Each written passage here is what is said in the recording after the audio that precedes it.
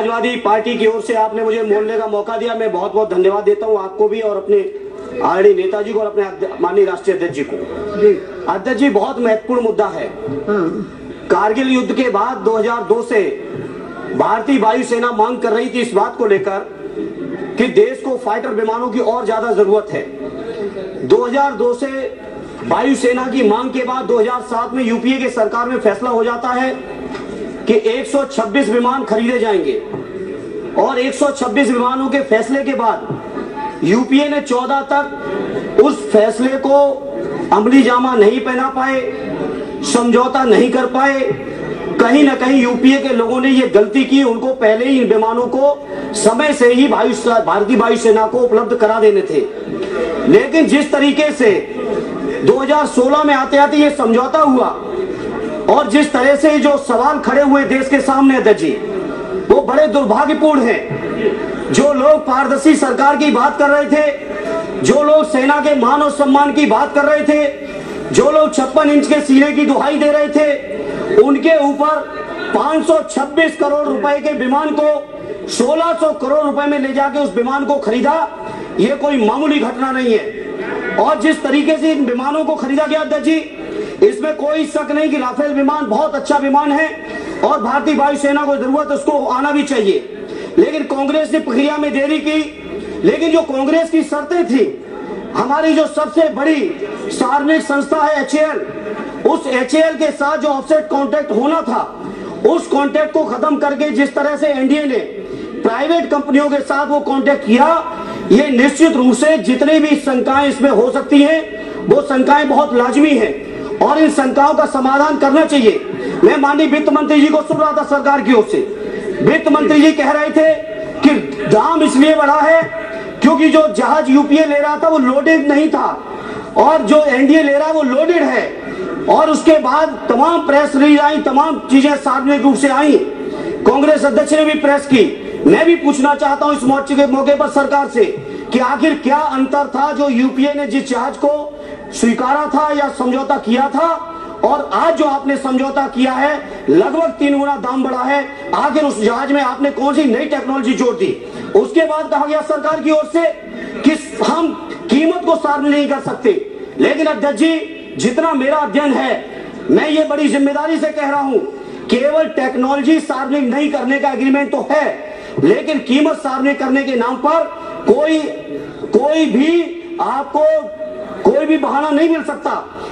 रूस के राष्ट्रपति महोदय ने भी कहा इस बात को कि अगर भारत सरकार चाहे तो कीमतों को सार्वजनिक कर सकती है। कई सवाल आए हैं अध्यक्ष जी, और इन सवालों के बिना जब तक ये सवाल के जवाब नहीं आएंगे, मैं समझता हूं देश के जनमानस के सामने ये समझौता कहीं ना कहीं शंका के दायरे में है। अध्यक्ष जी, बहुत सवाल आए। जिस तरह से गोवा के एक मंत्री ने कहा है सार्वजनिक तौर पे, जिसकी वीडियो भी सार्वजनिक हुई है, कोई मामूली बात नहीं है। उस समय के रक्षा मंत्री जी ने, अध्यक्ष जी 2 मिनट, गंभीर मामला है। उस समय के रक्षा मंत्री जी के बारे में कहा गया कि राफेल की फाइलें उनके बेडरूम में है।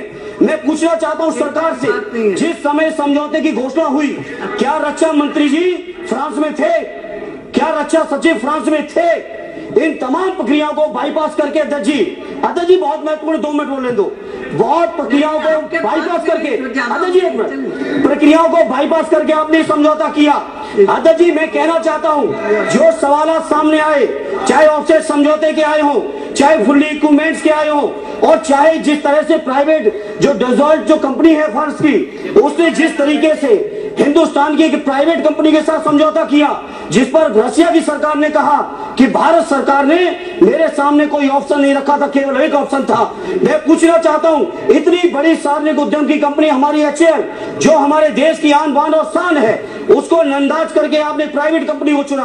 अध्यक्ष जी, केवल रक्षा के समझौते का सवाल नहीं है, केवल रुपए की कीमत का सवाल नहीं है, लेकिन सार्वजनिक तौर पर जिस तरह की चर्चाएं हो रही है, उस तरह जो सबसे गंभीर बात है, हमारे सैनिकों का मनोबल गिर रहा है, हमारे सैनिक शहीद हो रहे हैं, हमारे सैनिक सीमा पर अपनी जान गंवा रहे हैं और सरकार आज तक ये तय नहीं कर पाई है कि समझौता कैसे हो। एक लास्ट बात अध्यक्ष जी कहना चाहता हूं, तमाम समझौते हुए रक्षा के, उन समझौतों पर सवाल खड़े हुए हैं, लेकिन आज मैं फख्र के साथ कहता हूं, हमारे नेता आदरणीय नेताजी जो रक्षा मंत्री के तौर पर सुखोई 30 जो भारतीय वायुसेना का अब तक का सबसे मजबूत विमान है, भारतीय वायुसेना की शान है, और जब सुखोई 30 का जब समझौता हुआ तो इसी सदन के अंदर उस समय के नेता प्रतिपक्ष स्वर्गीय अटल बिहारी वाजपेयी जी ने माननीय नेताजी को बधाई दी थी।